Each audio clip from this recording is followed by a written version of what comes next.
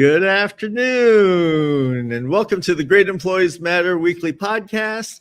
This is the weekly podcast that focuses on the personal development of employees, the professional development of employers, which in tandem results in more confident individuals, more employee-centric leadership, and greater success for all concerned. My name is Jimmy Bingham, and I, along with my co-founders Kobe Dumas and Lloyd Dix, are thrilled to have a much anticipated great conversation with our guest of the week, Damon Didier. Damon is the owner, the founder of a company called Win at E-commerce. He's been a marketing executive in this space for over 15 years. When he founded it, he wanted to found a company, and he'll go into great detail about all of that, using email marketing, and was I would consider you to be a bit of a pioneer, Damon, in pulling that all together. So we're going to have a great conversation today about email marketing and about his company. His company construct is a little bit different because almost all of his employees are contract employees. And we'll talk about that and how he's able to effectively manage them and keep them motivated. So with that, I'm going to turn it over to Kobe. No worries. I appreciate it. Thanks. Welcome everybody to our podcast today. So if you're just joining us, please make sure you like, subscribe, share the channel if you like the information that we're doing. We're trying to grow this for you. If you have any suggestions, questions, or show ideas, please get in contact with us. We're going to be active in the comments also. So if you want to share or ask our guests any questions, please feel free to do so. And then we'll go from there. But my first question is basically, welcome, Damon. I'm excited to talk to you today. And so the main question that I always start off with is mainly your journey. Who are you? Where'd you start? So where'd you grow up? Your schooling. We're just going to start from the beginning. You can go one at a time, but where'd you grow up? Thanks first off, everyone, for having me here, and great question, Kobe. So I grew up in Central Florida, actually in Tampa, Florida. Went to USF, University of South Florida, and graduated with a degree in management information sciences. Ever since I was a little guy, I knew I'd go into computing somehow, but the idea of being stuck behind a computer all day programming really didn't appeal to me. And I love the business aspect of dealing with people and working with people, both, inside a company, those people, and then externally talking back and forth. So I found myself during my college years, my formidable college years, working at a retailer called CompUSA. So I started off as a technician, quickly moved to customer service, and then sales management. Was the youngest sales manager there. And when college got out, I figured I'd go work for a tech company, but instead I loved retail. It gave me an opportunity to manage people. There's a lot of good and bad about retail, but what's wonderful about retail is at a very young age, you get a chance to work with and mentor, coach, train, discipline people. And I learned some really great skills, and CompUSA was a hotbed for that at the time. This is the late 90s, early 2000s, and kind of went from there. So here I am and all that. Yeah, so CompUSA, I remember that. I'm a little older. I know that's a computer place, right? And you said retail. You love retail. That's odd. Most people that are in retail, especially long term. I was a corporate manager for several years. That's not the response that you get from most people. So I kind of want to dive into that a little bit. You said that you really got into that. You're doing retail and managing people. You didn't have that before? Did you develop that by working? You just got it through working? Was CompUSA your first job? Yeah, I worked as a teenager. I'm from Tampa, so I worked at Busch Gardens, did my little stint at Pizza Hut. But my first career was there and at CompUSA. And what was great was I was working there while I was going to college. So I would take my accounting class, and then I'd go to CompUSA and look at a real P&L and see exactly what's going on there, right? Then I had my business management class on how to properly motivate and do all that, which I could then turn around and go to work and literally try out what I learned in class and, put it to use.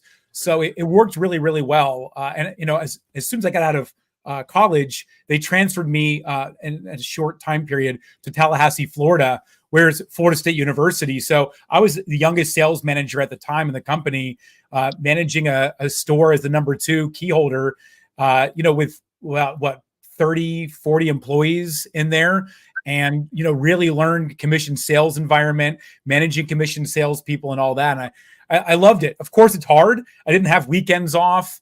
It was really tough on personal relationships, especially in your 20s. But the knowledge I got out of it was immeasurable. Yeah, sounds like it. So what took you from managing and going there into email marketing and strategies? I mean, I know people are the common denominator. You seem to work well with people, but what took you directly into email strategies, which we're interested in as well? Sure. Yeah. So it wasn't a direct line to email. During my time in retail, what I loved was with my salespeople, I could train and coach them and then immediately see an effect on sales. So if my team was, not doing their job, it shows up in the sales numbers. If we didn't merchandise and lay things out, like in retail, anything below your knee or anything above your eyeballs are lower margin. The main area you want to put high margin items are right there. We would set the aisles in price point order. When you first go into an aisle, it's the highest margin, highest dollar item. And as you go deeper into the aisle, it goes lower and lower. And end caps, those are always the highest margin items. Right. And I love that kind of, I would say manipulation, but manipulation of the customer in so much that you could change their buying behaviors. So when CompUSA went under in 2007 and 2008, I looked for my next opportunity, and it was as a director of marketing for a company with some people that had come from CompUSA. They knew my record at the company, and they were willing to give me a shot there. So I went into that environment, and one of the tools in my tool bag was email marketing. So it was the company we were in sold wheelchair vehicles. And we started off with 4 locations. And by the time I left, we had over 22 nationwide and over 7 states and doing over $100 million a year in sales. And in that environment, I took a lot of what I learned from retail, not only managing people. I had a small team of marketers that worked for me, but also kind of that ability to know that I have control over my destiny through marketing and pulling levers. And at the time, this is 2008, 2009, MailChimp was the big guy in town. And it was a phenomenal way for me and my small marketing team to multiply our abilities.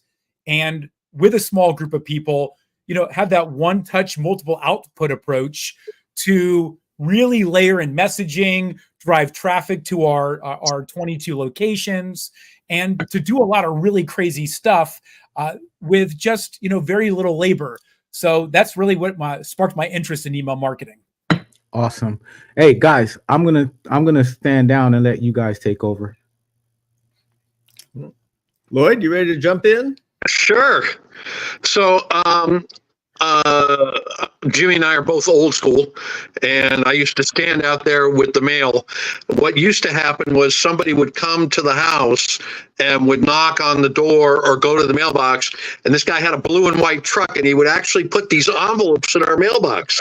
and we actually got, I don't know if they do that anymore, but when that guy came, I would go there and I would take the envelopes out and I would go through the envelopes, and without even opening them, I would sort them. These are the bills. These are the junk mail that I'm never going to open. That's just going to go right from my mailbox into the trash can. And these are the things that I don't know what they are. And now that I have email, I do the same thing with my email. A lot of it, if I don't know who it is or I don't know what the story is, just gets deleted. And so my question to you as an email marketer is, how do you get me to open your email when I don't know who you are? That's great. Well, that's a very good question. So the way that email marketing works is it's permission based. So there are laws around it, of course, can spam and some other laws, but just cold emailing someone out of the blue without any permission at all is completely against email marketing. And there are laws against it. And unless you've opted in some way or another, you're not supposed to get those emails, right?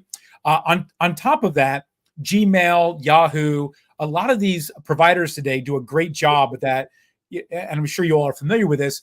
If you're not part of a trusted list, you go automatically to the spam folder and you never see them, right? So that's what happens today. And it's getting smarter and smarter with AI. What I specialize in with my company are those permission-based marketing, where you go to a website and then there's a pop-up, or maybe you check out, and upon checkout, you check a box and say, I give you permission to market to me. Because at the end of the day, we don't want to treat your mailbox, your email inbox, like your mailbox where you're just sending a bunch of junk mail in there. When you got junk mail from the blue and white guy coming up to the door, you throw that in the trash, and that's expensive. And the same can be said this way as well. Deliverability is massively important today. So when we send out a massive blast on behalf of a customer, if Gmail, Hotmail, Yahoo, whatever, doesn't see their users in the first few hundred or so people opening and engaging with the email, then all of those other sends start going to your promotions folder or spam or other places. So it's really like an art and science to get it to deliver. And what magic tricks do you have that, obviously I don't want you to spill the secret sauce. We still want people to use your company. But what magic tricks do you have to make sure that yours gets opened? Yeah, great point. So here's the answer. If you're listening or watching and you're a small business owner, the number one thing you can do is add a pop-up onto your website. A pop-up, a little simple form that just asks only for the email. Don't ask for a bunch of information. Just ask for the email. And then in return for that person's email address, which your customers are smart, they know they're giving up a little bit of their anonymity, you need to give them something back of value. So on e-commerce sites, you usually see a % discount off your first purchase. But if you don't have the ability to do that, give them something back of value, a secret, a PDF of value, something that your potential customer wants in return. So it's like the first step, right, in the process of trade. And so this is a secret, and I'm happy to give it away, is we generally, if it comes down to a discount, is we don't tell them the amount of the discount. We say you've unlocked an exclusive discount, or you've unlocked an exclusive reward. The wording changes based upon the client. And then they have to check their email to get it. Because that's important, because what happens is when that person goes to their email, opens the email, and then clicks on the little shop now button or the little button with the discount code attached, then you're telling the email platform, whether it's Hotmail, Gmail or Yahoo, these guys are okay with me, time to go.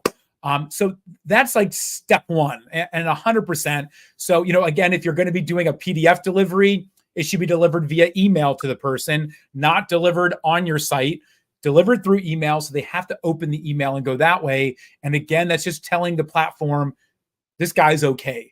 And that's just the first step. There's a number of other things to be done. I really think the overarching goal here is respect your people. So don't just send them nonsense. If you don't have something that's newsworthy, don't send something.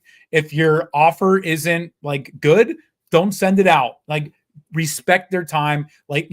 Heck, it's retail 101.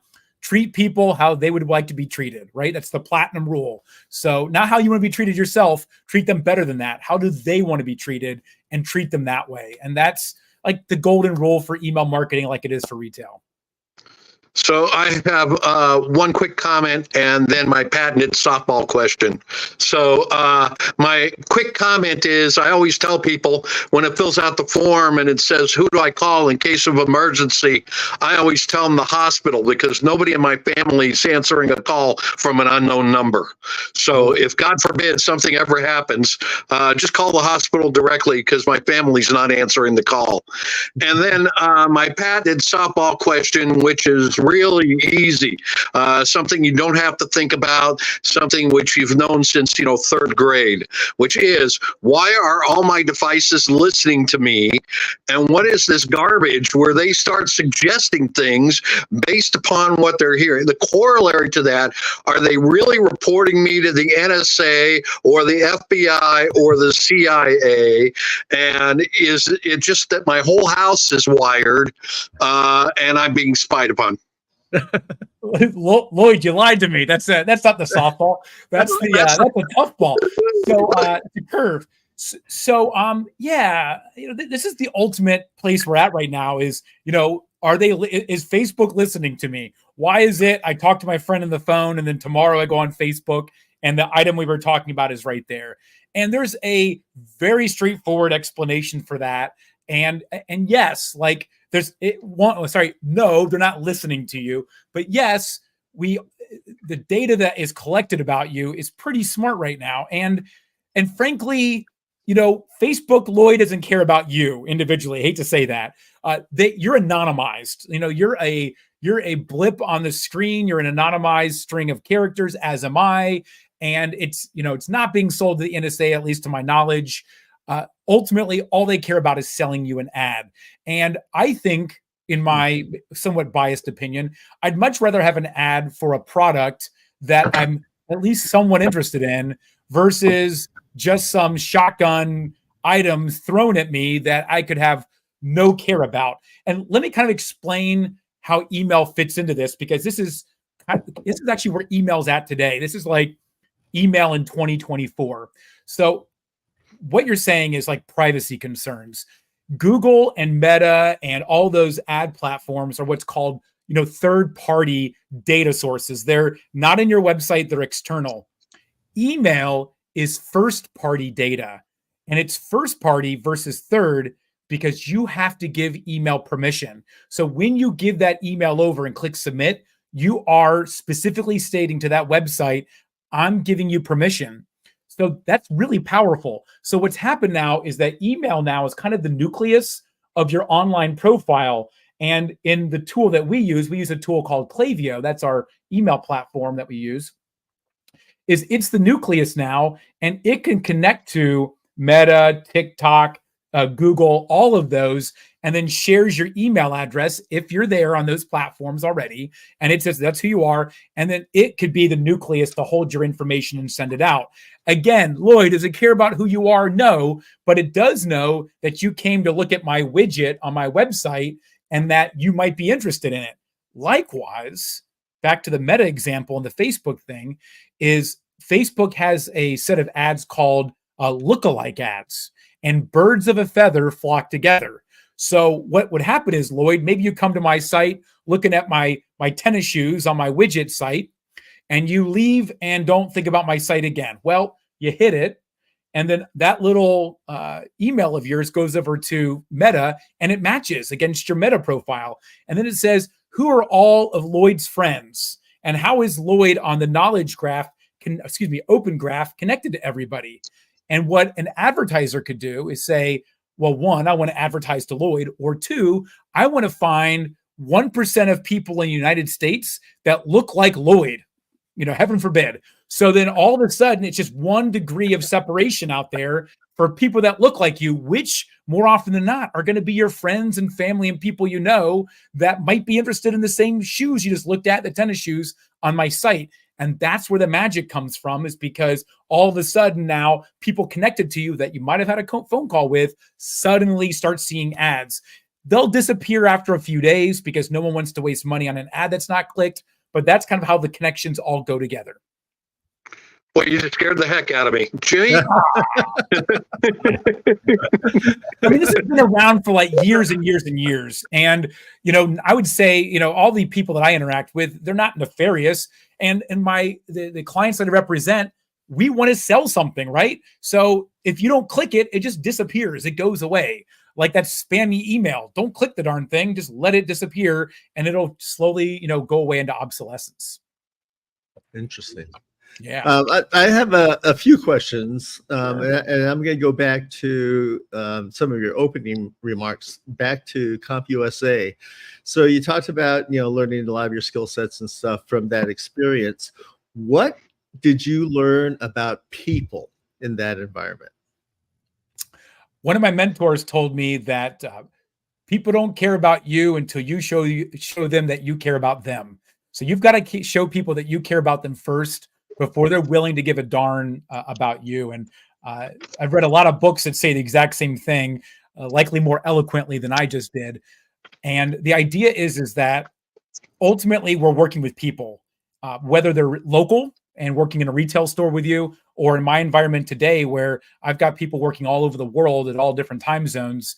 And just today alone, I had multiple team members come to me today with personal things that are going on in their lives. Now, I don't pry into what it is. It's not my business, but people have things going on. So it's really important that they know that I care about them. I share things going on in my life too, and good and bad. And we got to realize that we're all human beings here, and that we're organic organisms, and we're social beings. And that's always served me well, both in retail and my business today. Do you see that there's a different challenge in the fact that most of your staff are remote in dealing with the people issues? Oh, yes. Culturally, there's a lot of differences. I have a number of people in the Philippines, for example, and they're just culturally, they're different. They do have a lot of similarities to Americans, which is great. And they know like our holidays and a lot of that. But at first I tried some of them out to write some copy for emails, and it's just all kinds of messed up. So today, all my copywriters are American, just because there's like a lot of little nuances that seem okay, but someone who's a Native American can immediately pick it up. Beyond that, they are, a lot of them are used to working in a remote environment more so than me. So they are more adept at the online world. And a lot of them already have like multiple jobs that they're working, where they work for me for a couple hours a day, then they jump to somebody else and somebody else. So I've got to be cognizant of their time, that I'm not dictating or demanding that they do something here and now, because they might have another responsibility with another employer. So it's really important in my experience to set expectations up front and kind of go from there. One other biggie is a lot of the overseas people tell me that American businesses have taken advantage of them. So I pay all my team members every single week, so that as soon as they start with me, they immediately get payment, within a week. And so they build that trust up with me, and they know that I'm not going to just stiff them for the hard work that they did for me. But I think what's really important, though, is you can find highly talented and skilled people all over the world and really work on a 24-hour cycle by doing so. Outstanding. I hadn't really thought of it until you just mentioned the whole copywriter component of it, because I would suspect then, rather than you having your customers write their own copy, you do a lot of that writing for them, or they give you an outline, a framework, and you fill it in. So given that is an integral part of your business, how have you seen AI affect it, positively or negatively?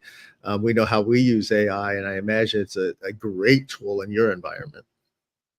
Sure. Yeah. There's no denying AI. I think, originally it was kind of like a novelty. It's like the first time you use Siri, you get all excited. You saw Siri or Google Assistant, and then you go and you ask a couple quick queries, and like, what's the weather? And it's like, okay. And then, how long is it going to take for me to drive to here and there? But then you step outside the bounds and ask something slightly complex or complicated, and then Siri completely, flubs it, right? And that was my experience with AI in the beginning. I will tell you today, though, as you likely are aware, it's way better than it used to be, but I still don't think it's perfect. So my copywriters today, we use AI to get us started. So whether it's ideation, whether it's like a first rough draft, we use AI to get us there. But even today, it's not perfect. It's got to get polished up. And, my copywriters were really concerned when AI became a big thing about a year ago. I've made a dedication to my copywriters that I'm not cutting their pay. I'm not reducing what they make, but I do expect them to do really, even better quality work for our clients. And our cost structure is built as such. So, so I think on one hand, AI does a great job of helping us write copy, but even like the early days of AI, it's not perfect. It's got to be really polished up. And I've got professional copywriters that, write long form blogs and all that, for a living on payroll, and every single email still goes through them and gets changed up quite a bit. Yeah. So, yeah. Great. Kobe, I'm going to turn it over to you. I've got, as we do these, Damon, I keep writing down questions. So I have a whole laundry list. So Kobe, you take over for a second. Oh, I can hear you, Kobe. Oh. You're muted, Kobe. There you go. I'm going to unmute, so I don't know what happened. But anyways, I think this is all fascinating. We just started 2 companies and we're starting to get into our email marketing campaign. So I'm super focused on every single word coming out of your mouth, to be honest, but I think we're on the right track. But with that being said, my questions are more, so first, let's do some, there's a guest question that came from Sachi. Let me get there real quick. Sure. I'm so sorry. Here we go. So Sachi's comment is, thanks. It says, consumer behavior is changing rapidly, especially post-pandemic. How have you updated your email marketing strategies to meet the evolving needs and expectations of consumers? Now, you spoke a little bit about it. Now I'm starting to hear a little bit. You have some remote workers. You probably have a nice amount of people working for you, which brings a whole nother slew of questions. But with everything happening post-pandemic, which you probably grew in that way after the pandemic started, what are those strategies for email marketing, and how do you keep your consumers engaged with that? That's exactly it. So, a lot of our clients did exceptionally well during the pandemic. They were all, people were obviously shuttered into their homes. So a lot of hobby-based businesses had explosive business, and they kind of just ran with it and just did great. And what they found was that once the business kind of returned back to normal, that they had to rely back on staples like email marketing again. In my world, we say retention's the new acquisition. The big thing that's happened post-pandemic is the cost of acquisition, acquiring new customers, has continually gone up. And that's rough. So whether it's Google, Meta ads, SEO, or whatever, those prices are not coming down. The answer is to go back to retention-based marketing, email marketing, SMS marketing, loyalty, rewards, reviews, all of that, to continually sell more and expand the basket out to those consumers that you're already shopping with. In my world, it's been my agency getting deeper into that aspect of the world so that we can better engage those people on their terms. What I think is also a big paradigm shift beyond the pandemic that came right after it is the AI shift. And the way that we've approached it is segmentation and really finding, a very minute group of people at scale and talking to them on their terms. So to give you an example, Jimmy just asked about AI for copywriting. So that's the logical place to start. But AI can do a really good job at looking at large data sets. So now we look at our data sets of post-purchase data, of demographics, psychographics, social metrics, and then run that through correlation inside of our AI tools, whether it's ChatGPT or Claude. And then we come back and create personas off of that. And with that, have more personality that talks to the customer. And then so it's a new way of like dynamically segmenting towards our customers and speaking to them on their terms. And it's not always easy, but the tool we use, again, Klaviyo, for email marketing allows us to do what are called dynamic content blocks. So if that person has a special tag in there, or property, we're able to kind of change out what we say to them. So I believe, to kind of in short, would be to say that a lot of companies have now really relied on the retention aspect of their buyer's journey, and then the segmentation and getting really deep in to making sure that we're segmenting based on persona and other behaviors to really speak to the person. And it goes back to Lloyd's question too. Like, ultimately, everybody who's watching this and is talking to me now, you all have had a magical email that seemed to probably come out of the blue like a genie out of a bottle that was perfectly timed, looked great and had a message that resonated with you, and you clicked on it. That's the goal. And it's not magic. It's all based upon data and data science, AI and the tools and all that. And that's what we strive for, is to push that button at the right time and make it seem like magic. Now, do you use a lot of automation in your email marketing? Absolutely. Yeah. It goes back to what I said about MailChimp when I was started to work on this back in 2008. For any size business, it's necessary to have automation. In Klaviyo, we call it flows, but whether it's a drip or a flow or an automation, absolutely. For e-commerce, there are 6 main flows that we recommend that you start with. But for some clients, we have up to 20 flows that hit at all kinds of different times. Man, that's crazy. I can talk to you forever because I'm looking at you as a client. So I mean, us being a client. But anyway, I'll let one of the other guys take over. Lloyd? I just wanted to talk with you about something that you said, and it talked about that, most people don't care about you and you have to care about them first. And I'm wondering if you're just limiting that to the employer-employee situation. Every day I get up, I watch the Today Show. They always have the feel-good story. It's always somebody that's lost everything. They started a GoFundMe page. They were looking for $10,000, $20,000, and all of a sudden they got $250,000. And then you look at the other things. St. Jude has never sent anybody a bill, right? Your kid got cancer, you go to St. Jude, they take care of you. All these things are donation based.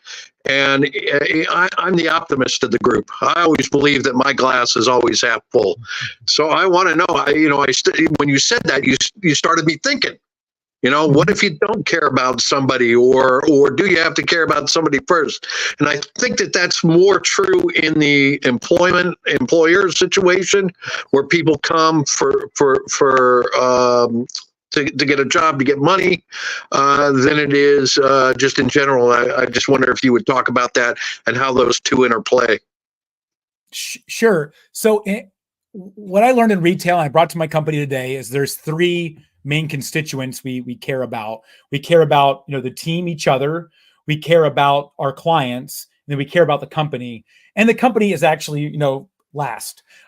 So in each of those 3 constituents, you're going to spend more time with some of them more than the others. And the one you spend the most time with is the team. So when I say that, we care about, the time I invest in my team is the most important to me.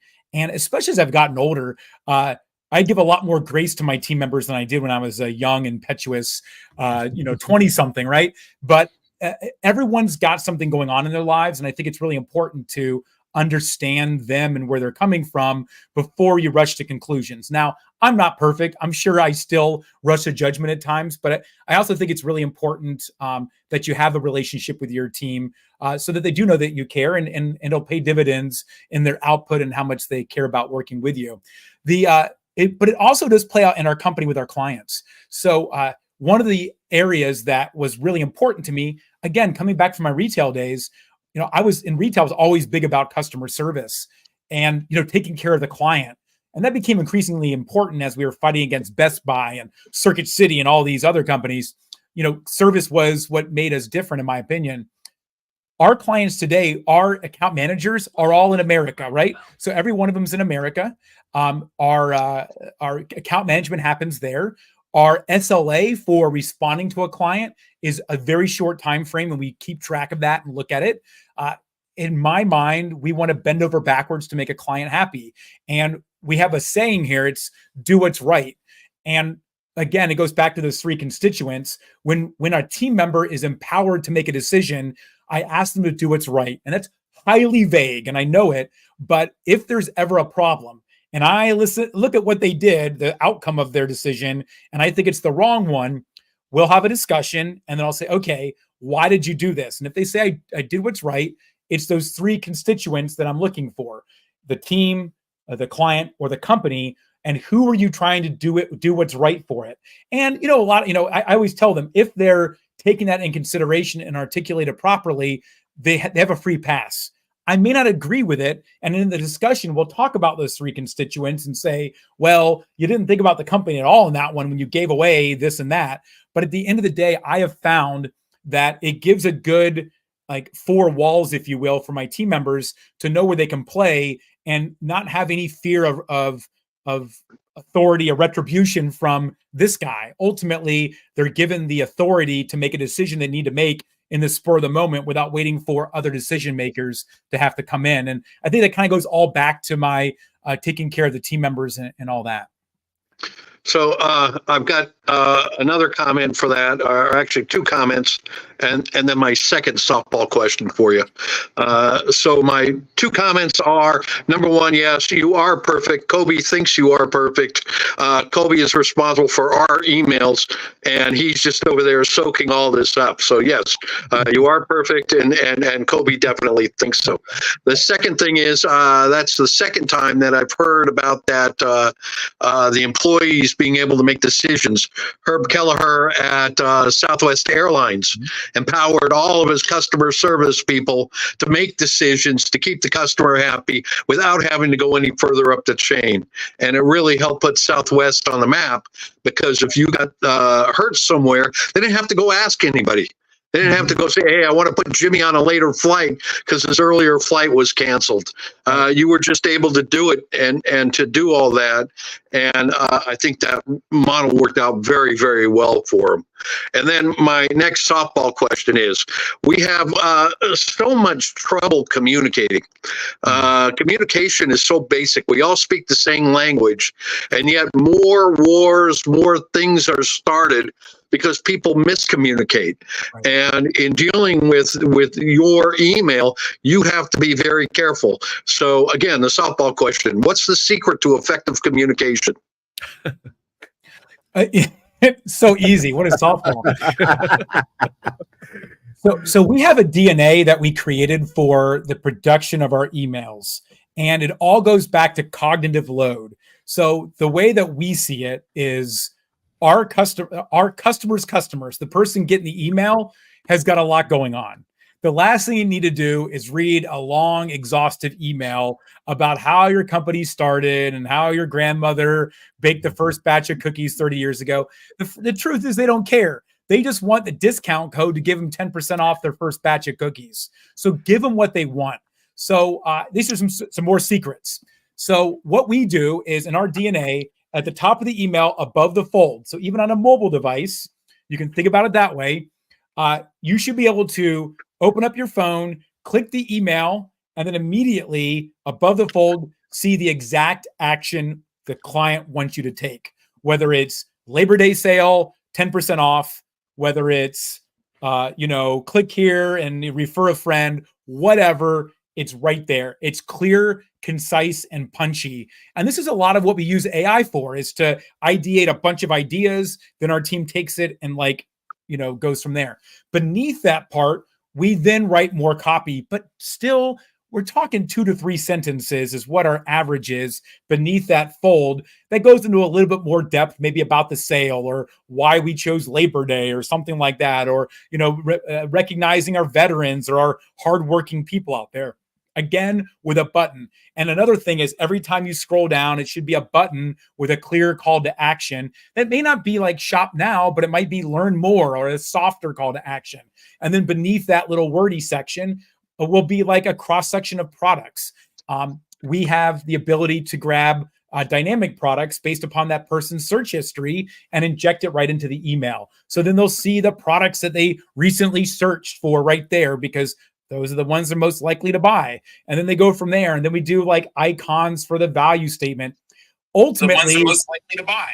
It's all a recipe. It's a prescription, very prescriptive every time, kind of doing the same thing. And within those confines, our graphic designers and our copywriters are allowed to play as much as they want and have some fun in there. So that's what we do there. I will also say, when it comes to communication, is we do the persona activity to learn more about what our customers need, but we also A/B test. So even though we think we're, pretty bright, we don't know. And I've learned, the older I get too, that I don't have all the answers. If I'm right 50% of the time, that's pretty good. So now my response usually is to like, hey, what should we write here? It's let's test.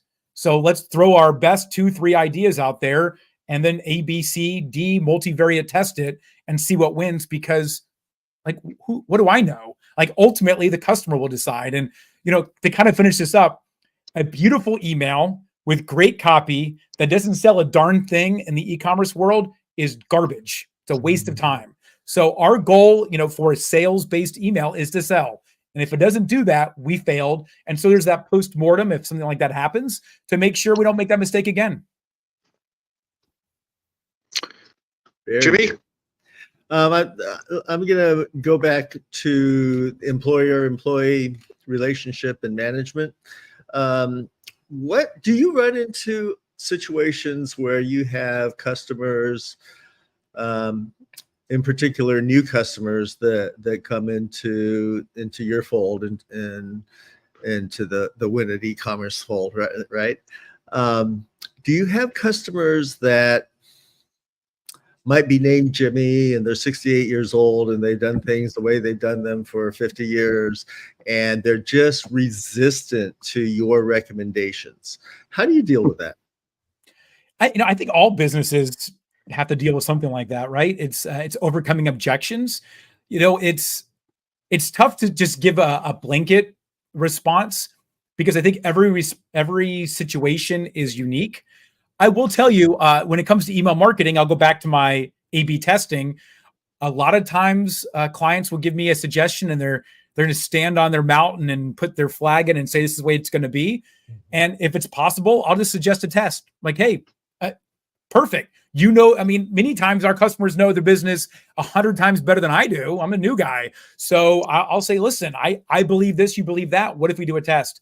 I think it's important though, Jimmy, that we have that open dialogue, that they feel open to suggest those things, that they know that they're being heard by us, and that likewise, we are positioning ourselves as experts and that we hold our ground to a degree. I think in my early days of this business, I was very quick to be like, oh yes, you know your business really well, let's do that. But you do that enough, and then the client thinks that you're no longer an authority. They think that we can easily, I'm going to say, be pushed around, but we don't have any, principles when it comes to what we're doing. So that's why we oftentimes go to the A/B test, or we say, we'll try that this time and this time do that, or we try to find a middle ground. But that's how we usually handle those things. Does that hold true for platform as well? Because it sounds like you use Klaviyo as your platform for email management. Do you have customers that say, no, we want to use our platform, we just want your advice on it? Yes. Once in a while we do talk to people that are where they're at. We won't work with them. We just won't. Okay. I've tried them all. I was on the client side, throughout my entire professional career up until I started Win 3.5 years ago. And, if there's a better email marketing platform for e-commerce, I will change the whole company to go there instead. As of right now, it's Klaviyo. I will say I'm actually taking a call with a competitor on Friday of this week to see what they have. If they have something new and better that I think is better than Klaviyo, guess what? Buy Klaviyo, I'll move. Like, I want to do what's best for my clients.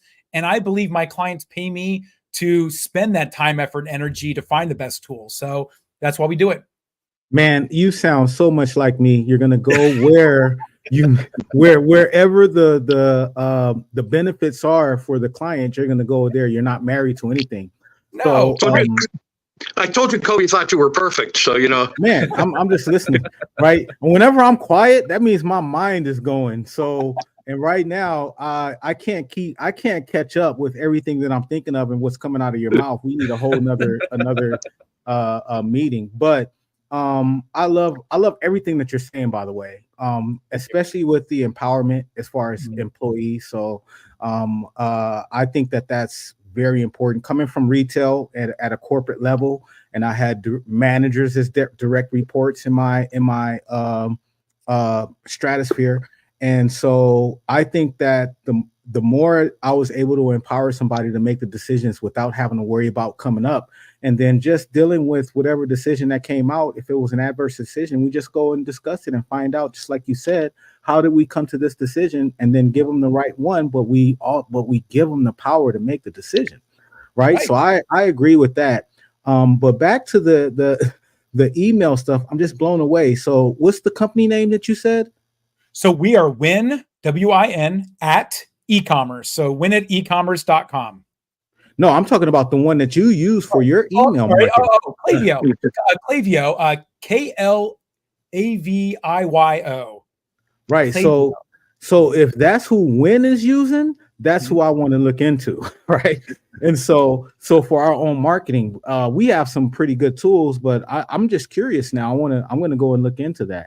And then when you have your meeting, if you can follow back up with us and let us know if you're making that switch. Do all of our work for us and help let us us know if you're making that switch. So we'll go from there. But no, I love all of this that's coming out about email marketing, and it seems like you have remote employees and probably some regular employees as well.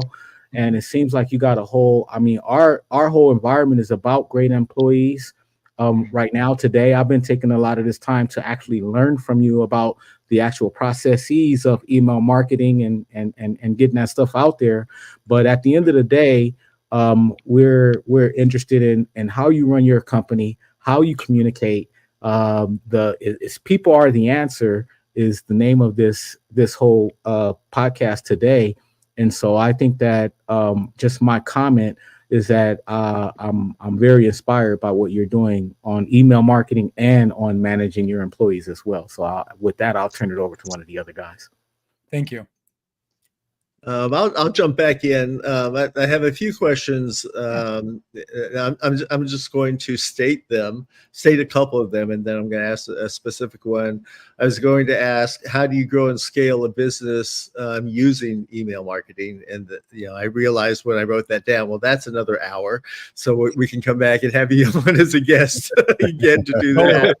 Then I was going to ask what the latest email trends are, and I said, well, that's probably 45 minutes, so we can defer that one. But I do have one that I think is a good general interest type of question, and maybe contrary to what your corporate marketing goals are, what Win at e-commerce goals are. But the question is, how do you build a successful email marketing team? Right. So as businesses grow and they recognize the value of email marketing, the obvious two choices are to outsource it to someone like you or to try and develop it inside. So if you don't mind, and if you don't mind sharing, how would a company go ahead and go about building a very effective email marketing team? So that's really the question that Win at e-commerce was built to answer. So when I was in my first company as director of marketing, trying to answer that question, we had two people doing email marketing. One person would set up, do the copy and design. The other person would schedule and send it out. So I think if you're a small business just starting out, it's really the founder, the CEO, the owner, the janitor. That person's got to do all of it. And it helps to learn the software as well while you're doing it. For a lot of people that are starting out, I recommend that you just start. The first step is to get that pop-up form on your website and collect the emails, even if you don't have a good sense of what the emails should be. So just get going. So in that case, that's the deal. But as you start growing, it's really important, I think, to get rid of email off the founder's plate and give it to somebody else. So, at that point is when you have to make a decision. Do you hire an agency or do you hire a person? Now, an agency, the range in prices go all over the place. We are kind of a mid-range priced agency, I'd say. We offer up some crazy stuff that bigger agencies do at a fraction of the price, but we're still more expensive than somebody if you're just trying to find someone overseas to do it. My only warning would be at this next critical step would be a lot of people that we end up talking to hired someone overseas and had a really bad experience. And, you know, you go to Upwork, you go to these websites, they talk good. They usually use templates and all that. You're just another cog in the wheel. And it's like the Flintstones, and you're just out there at the quarry, and you're just another, you know, product being churned out. Was it Cogsley's Cogs or something? You know, you're just getting churned out like crazy. And the people have a really poor experience with that. It would be ideal, I think, at that second stage, after the founder gets rid of it, to maybe find somebody that can wear multiple hats for you to do your email marketing, maybe your blogging, maybe some website, whatever it is, updating and all that, and just give them the email marketing hat and then have them go from there. But realize that person's going to be the jack of all trades and the master of none. And so as you grow your business, you know, the way I grew mine and the way that I've always looked at these businesses are, you're kind of a generalist at first. And then as your company grows and gets bigger and the money, the revenue comes in, then you look at those areas of your business that make the most sense to invest in. And then you start finding like experts in each of those. I would posit by saying that it's very difficult to find a single person that can do all of the facets of email marketing well. Because graphic designers and copywriters, they're very creative sorts, and they're not always great at deadlines. So, you know, that goes contrary to the project management side of it to make sure the emails go out on time. And then those people might be good at being in the weeds and getting things done, the technician side of things, but not the strategy side of things.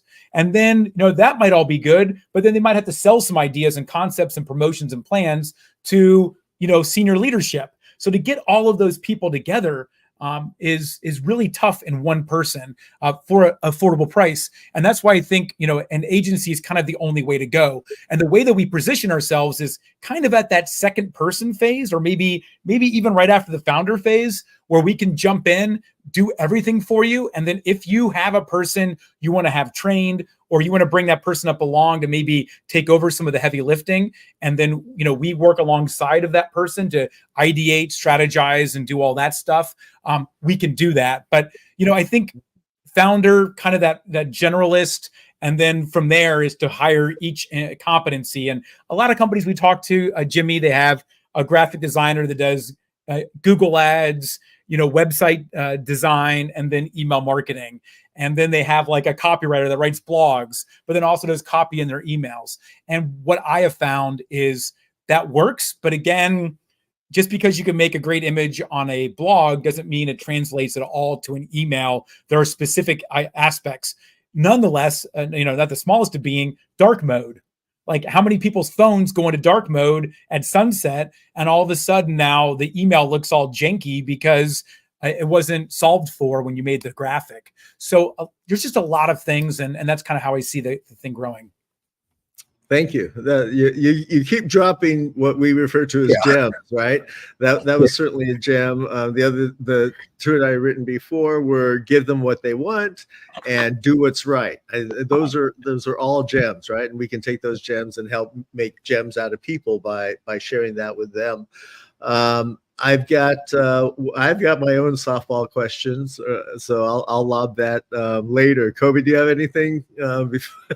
Nah, he just blew my head up with just the dark mode email. I'm just like, wow, I didn't even consider that. That's crazy.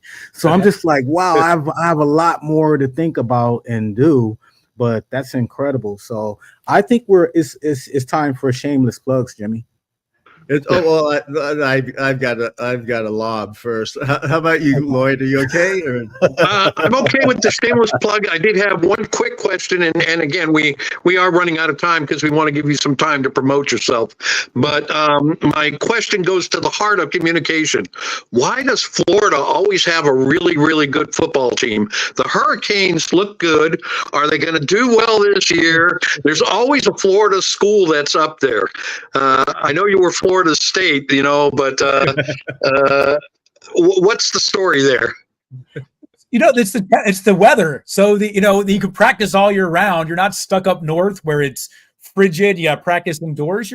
You're always outside. You know, Thomas Aquinas down there in Southeast Florida pumps out a bunch of great kids in high school, and Right. it's a great place to go. And it helps that the other sex is quite attractive in Florida as well. That attracts a lot of football players as well. That was been my experience with the football players, but I don't want to talk about Florida State football right now. We're not in a good spot, so we can go on to the next question if you don't mind. Hey, Lloyd, I think that your softball questions are getting a little softer because he knocked that one out of the park. Yeah. Well, Jimmy and I are both SC fans, so we're still afterglowing from beating LSU. So You guys. And that was my softball question. I was going to start with, well, USC's ranked number 14 in the country, and I remember when the Florida State had some pretty good teams. What in the world happened? No. My brother actually went to Ireland for the game last week against Georgia Tech, and wow.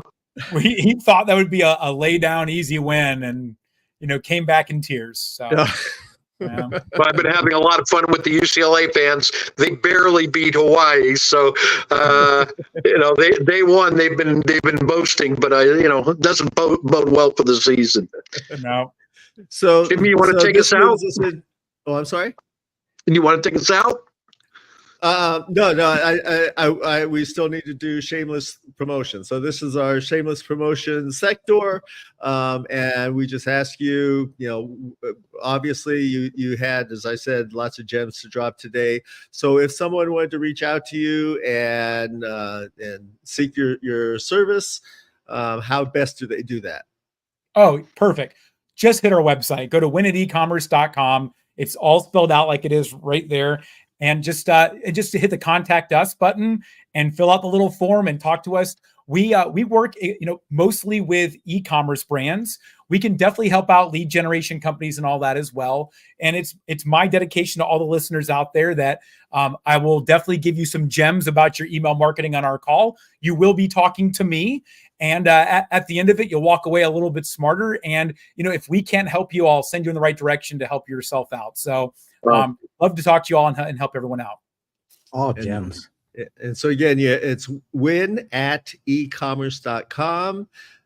They also have an Instagram page, also win at e-commerce, right? Right. They have a YouTube channel. Same thing. I guess we should throw that up there if we can, Kobe. And I same with need the Facebook, exact- same yeah, I with would need LinkedIn. the So they're all over exact the place. I would need the exact name to put it up there. Okay, so they're all over the place. So for our audience that's listening, please feel free to reach out to them. We look forward to someday in the hopefully not too distant future becoming clients of yours. Sure. You certainly have convinced all of us that that Win at E-commerce is the way to go. We truly appreciate your time. We truly appreciate you having been a guest on our show. As we discussed in the strategy session, I could tell from that session this was going to be a great show, and it truly has been. So thank you very much for that. Kobe, you want to take us out? Yeah, with that, we got some people that's watching that haven't hit that like button. Hopefully you like us. Hit that button. It helps us grow. It helps the algorithm. Looking forward to joining your channel, Damon, and hopefully you'll join ours back, and we'll do some cross promotion there. But hey, we'll see everybody next week, same time, same channel. Great Employees Matter on Facebook, Instagram, LinkedIn, and YouTube. See you guys next week. Thank you. Thank you. Stay on with us, Damon. Yes, sir.